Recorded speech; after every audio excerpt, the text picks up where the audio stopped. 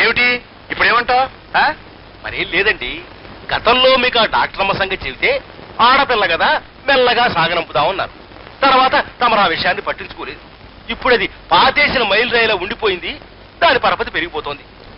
దాని పరపతి పెరిగి నీ పరపతి తరిగిపోతోందన్న ఏడుపే తప్ప ఆ రాజన్న గారి చేతుల్లో నా పరువు మర్యాద మంట కలిసిపోతున్నాయన్న ఆలోచన నీకు లేదు. ఉందండి, ఆలోచన ఉంది. ఆ ఆలోచన ప్రకారం ముందడుగు వేస్తే అటు డాక్టర్ అమ్మ రోగం కుదురుతుంది, ఇటు రాజన్న గారి శరీరం వదిలిపోతుంది. ఏమిటయ్యా నువ్వు చెప్పే మహత్తరమైన ఆలోచన? చెప్తాను.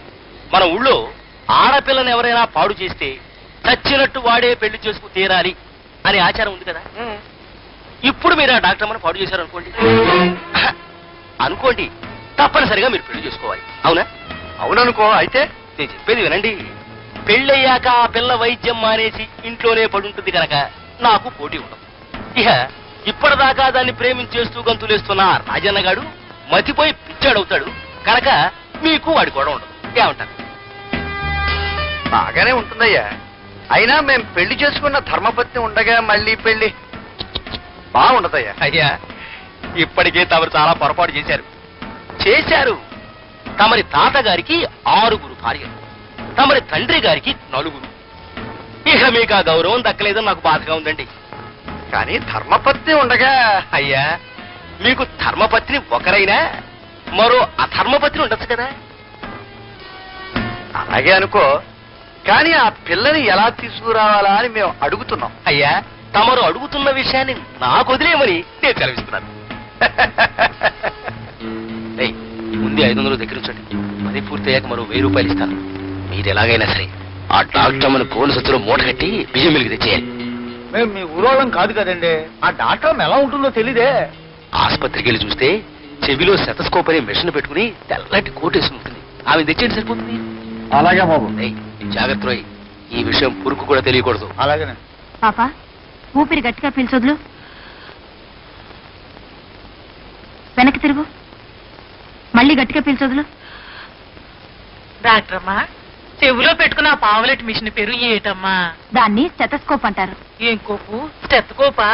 కాదు, స్టెతస్కోప్. దాంతో పరీక్షిస్తే జ్వరం గురించి తెలుస్తుంది. పాప లోపలికి నడు. నేను పాపను పరీక్షించాలి, మీరు రాకూడదు. ఇక్కడే కూర్చోండి. ఇది చెవిలో పెట్టుకుంటే జ్వరం గురించి తెలుస్తుందా? ఎట్టాటి మిషన్లు ఉన్నాయి గనకే ఇంగ్లీషులో వైద్యం మంచిదంటారు. మా ఆయన దగ్గర ఉన్నాయి కలవాలు పత్రాలును. ఈ చెవిలో పెట్టుకుని ఈ కోట్ వేసుకుంటే అచ్చంగా నేను ఇంగ్లీష్ డాక్టర్ అమ్మలాగే ఉంటాను. ఇప్పుడు అచ్చంగా నేను ఇంగ్లీష్ డాక్టర్ అమ్మనే. ఎవర్రా మీరు? అదేమిటి అట్టా చూస్తారు? ఒరే, చేతిలో గోన్ సంచేట్రా, మాట్లాడరేట్రా. మొత్తానికి జామ పండును మూటగట్టి తీసుకొచ్చావు అన్నమాట మా కోసం. మేమేమని సెలవిచ్చాం? మూట కట్టి తీసుకొచ్చారని సెలవిచ్చారండి. కానీ అయ్యా, ఇది మామూలు మూట కాదండి, ముత్తుల మూట. ఇక మీరు జామ పండును కొరికేసే కార్యక్రమం మొదలెట్టచ్చు. మొదలెట్టండి అయ్యా. ఆయన మొదలెడతారు కానీ ఇక్కడ కూడా నువ్వు ఎందుకురా? ఆ గొడుగుతో నిన్న ఆయన చుట్టూ తిప్పుకోవడం చూస్తే ఆయనకి మతిపోయిందేమో అనిపిస్తుంది నాకు. ఇంతకీ ఎవరికి తెలియకుండా దింపించావా మూటని? అయ్యా, పంపింది పరాయి ఊరు రౌడీల్ని. 3వ గంటికి తెలియకుండా ముచ్చటగా మూట కట్టి తీసుకొచ్చారు. ఇక మా మాధవ్ గాడు ఊళ్ళో జనాన్ని పోగేసుకుని ఇక్కడికే తెచ్చేస్తున్నాడు. అయ్యా, ఇక మీరు ఈ మూట విప్పించాలి, రాకపోతే చూడండి. మాటలు సాధించి మూట విప్పోయా ముందు అయ్యా, మేమేమని సెలవిచ్చాం? ప్రభువులు చాలా తొందరలో ఉన్నారన్నట్టుగా సెలవిచ్చారు.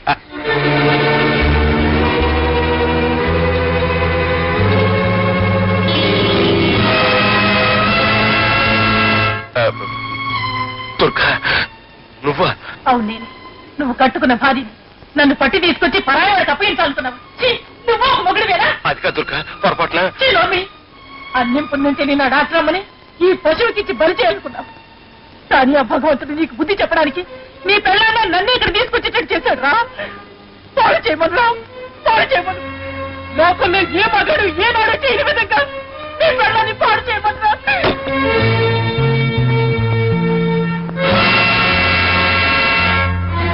చూడండి జమీందారు బాబుని, ఆ మనిషిని చూస్తేనే తెలుస్తోంది లోపల ఉన్న ఆడదాన్ని భోజనం చేయిస్తారని. ఆడదాన్ని చూద్దరు గాని రండి రండి రండి.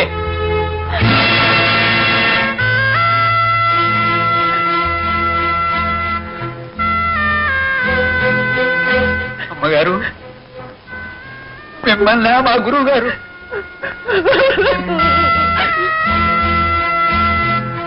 గురువు గారు, మరికి ఇంత దారుణాన్ని కొడిగెడతారా? మొహం చూస్తేనే పంచమహాపాతకాలు చుట్టుకుంటాయి.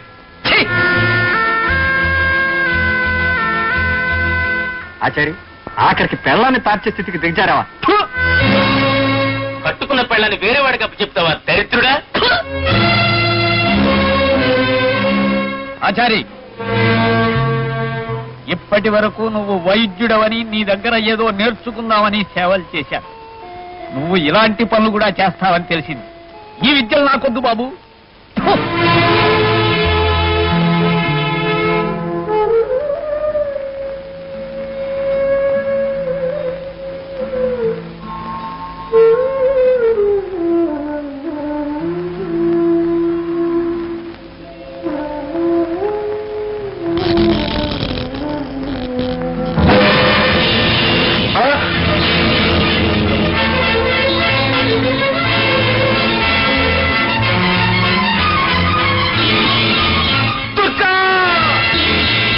ఎంత పని చేసావు దుర్గా, దుర్గా.